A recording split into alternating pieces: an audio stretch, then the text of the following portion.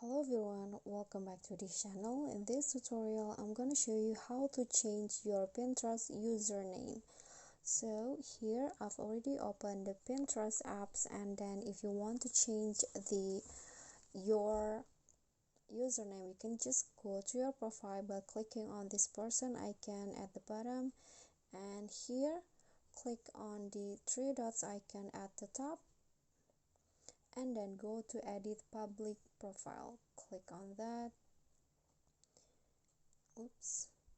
Okay, so here you can see this is my current username, and I want to change it. Just click on the username and delete it, and type in the username, the new username that you want to use. So just like this, and then click on done.